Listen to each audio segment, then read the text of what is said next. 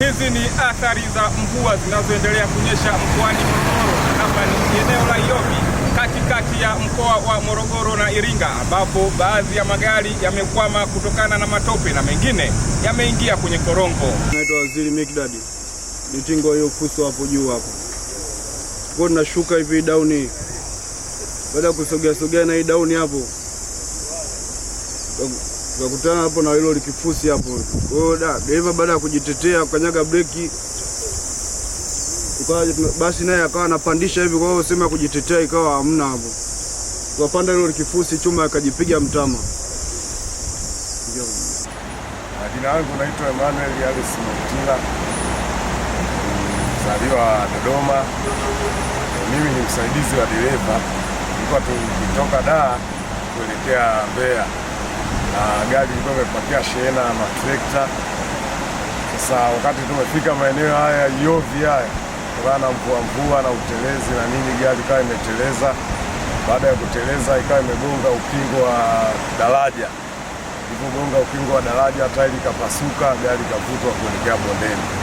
Kama hivi unavyoona, hichi ni kitendo kama cha sekunde 3 au 5 mpaka hapa gari unavyoiona imefika. Lakini namshukuru Mungu tumetoka katika mazingira tukiwa salama, chibuko tu na mali kama hivi unavyoona, mali tulitoa huko kwenye kontena.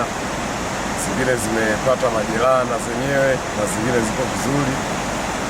Ndio hivyo, kutokana na barabara zetu na zenyewe sio rafiki sana. Jambo ambalo limepelekea kamanda wa polisi mkoa wa Morogoro Sakap Alex Mkama kufika katika eneo hili na kutoa tahadhari kwa madereva. Hili eneo ni barabara ya kutoka Morogoro kwenda Iringa maarufu kama Iyovi.